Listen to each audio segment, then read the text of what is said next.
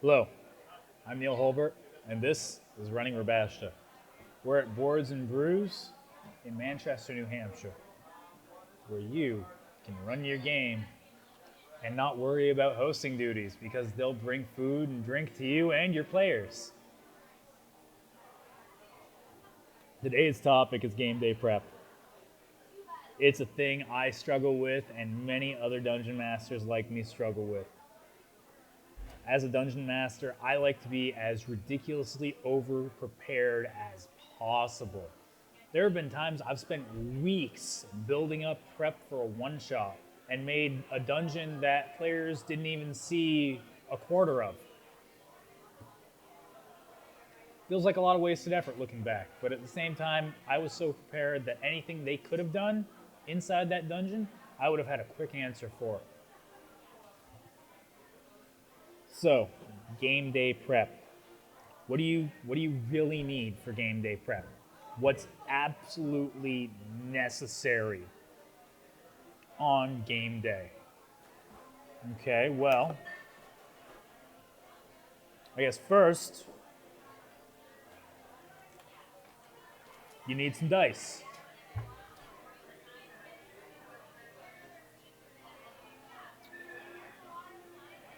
More than one set is nice. But I mean, technically, you can get by with one set of dice. What else do you need? You need some books. You need your resource guides. Your Dungeon Master's Guide, your Player's Handbook, your Monster Manual. With these three books, you have enough to run any game that you want. When the source books for Ribashda come out, there'll be a nice expansion to these books that you have at your disposal. Besides that, some paper, pens, pencils. Personally, I'm a big fan of the Uniball Vision Elite. Not a sponsor, it's just my favorite pen to write with. It's nice, it's smooth, gives a good dark ink. And as far as pencils, my groups tend to prefer the Bic mechanical pencils because they're cheap and they have a universal lead size and they're refillable. These have been a standby for as long as I've been gaming. Besides that, you really just kind of need a place for the game to start. You need a place to play.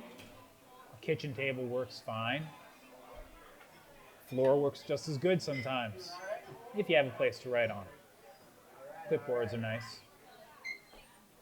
And you need people to play in your game. I usually like to take a group of 4 to 7 friends I'm looking to torture. Or, entertain. To use the player-friendly words. That's all you really need when you're looking to play Dungeons and Dragons. You need your dice, you need your books, a place to start for the story, a place to play, some friends, paper and pencils. That's what you need. There's a lot of other stuff that makes the game nice to play. A battle mat, such as this one, which is a wet erase battle mat made of vinyl. You can draw on this with wet erase markers. They won't rub off when you move something across them. And then you use a wet cloth to wipe away when you're done with your mat. Comes in multiple sizes. This one is reversible with a hexagonal grid on the back, which is really nice for large stretches of overland travel. It's nice to have a map made. Sometimes making maps is one of my favorite parts of the game. You don't have to be a professional cartographer like Devin Rue, but a map really sells the game to your players. It makes them feel like you've planned stuff out. Your map doesn't need to be complicated. You don't necessarily need to show your players your map. You can have a beautifully illustrated map on graph paper, or you can do a simple map by having some numbers on a page and drawing some connections. Number 4 is a city. Number 1 is a ruins. Number 2 is a temple outside of the city. And number 3 is the forest beyond that.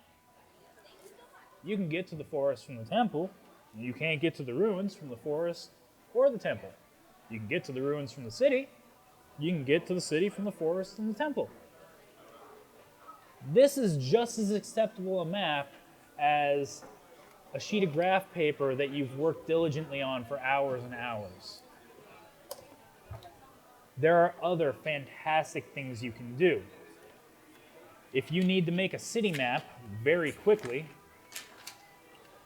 you can just grab a blank sheet of paper and a couple of different color markers. And check this out. Write out some numbers, just like this, and you have the districts for your city laid out.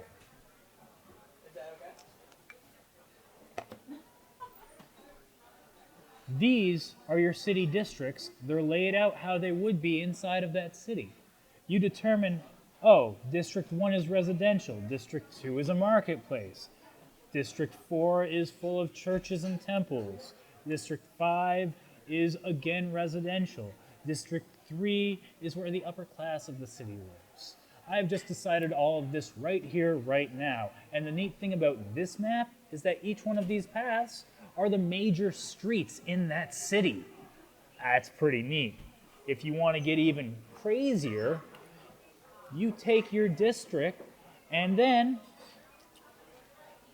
roll a couple of dice. So, look at how these dice are arranged. We're going to do District 1. So, we're going to move from left to right, 5, 6, there's a 1, and there's a 3. Those are different streets in your city. And you can keep doing that trick over and over again, getting more and more intricate with your city. But these major thoroughfares are where your players are going to be moving through first. That's pretty cool. All of a sudden, oh, they're moving through the upper crust. They're here, and you said there are junctions. So, roll your dice. Oh, look. There you go. There's some more streets.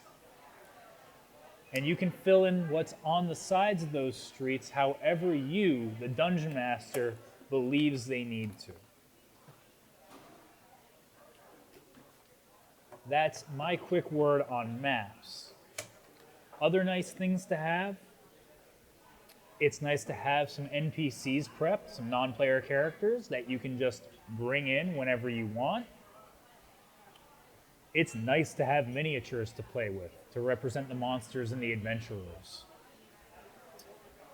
It's nice to have terrain to place on your battle map or your big map, so that your players can see representations of what their characters are running into in the game world. These are all nice things. They're not necessary, but they're nice. My friends over at Legendary Realms down in New York run a terrain company, and they gifted me some fantastic terrain that I use in my games.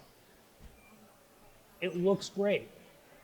You don't need it, but it's nice to have. Then there's the full prep method. You can have props. You can do full studying of a module. You can build maps and props for your adventure and handouts. And these can make a game run smoothly and amazing. They're really nice things to have and use, but you don't need them. You need your books, your dice, your friends, a pen and paper, and a place to play. So go out and run your best game at whatever prep level makes you comfortable.